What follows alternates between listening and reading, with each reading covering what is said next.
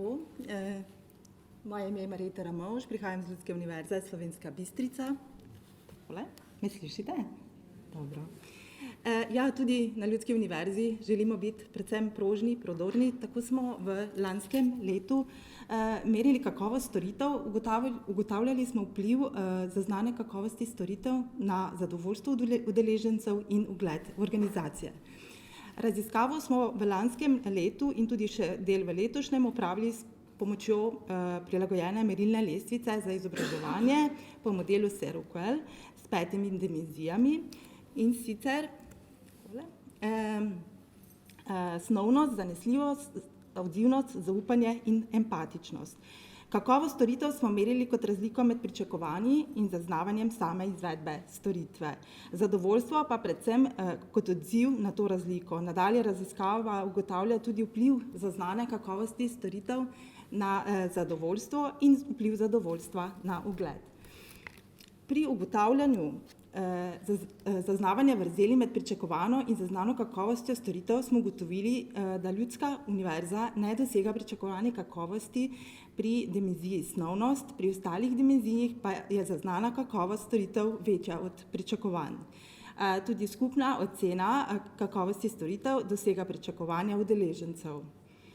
Razlike so sicer zelo majhne, iz podatkov tako lahko razberemo, da Ljudska univerza zagotavlja kakovostne storitve. Največje odstopanje je pri dimenziji snovnost. To smo uredili z bolj privlačnimi oglasnimi deskami, skriptami, gradivom, promocijskim materialom in ostalimi označbami, kar smo v bistvu s pomočjo raziskave tudi ugotovili. Glede same lokacije so spremembe težje, tukaj nismo kaj mogli narediti. Odjemalci so kot negativno zaznali tudi obveščanje o kraju in o času. Nekateri naši odjemalci se težje sprejemajo e-sporočanja in zato prihaja do neskladja.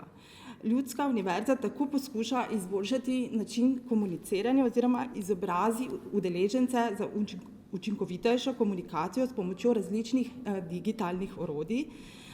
Tako lahko zaključimo, da Ljudska univerza zagotavlja kakovostne storitve, prav tako pa imajo naši udeleženci zelo visoka pričakovanja. Z uporabo podatkov Seroquela za zaznano kakovost so respondente najvišje ocenili dimenzijo empatija, sledi dimenzija zaupanje, odzivnost in zanesljivost pa sta na zadnjem mestu.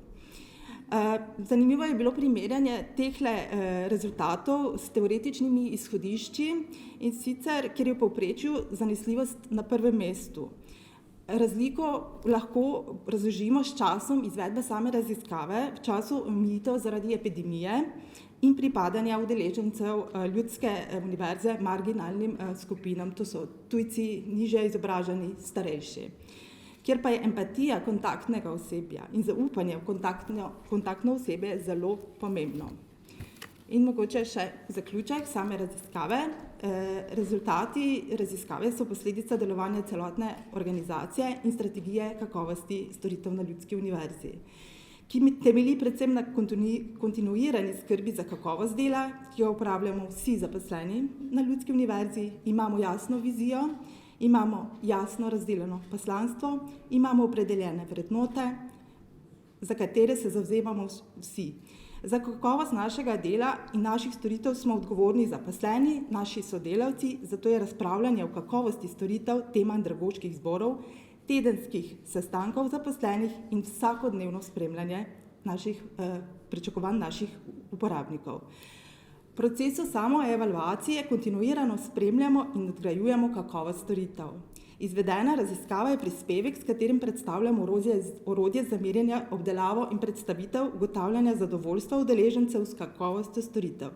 Predvsem pa želimo opozoriti na vlogo zadovoljnih, dobro informiranih, kompetentnih zaposlenih in spremljanju pričakovanj uporabnikov pri razvoju in načrtovanju storitev v izobraževanju odraslih. In kaj nas dela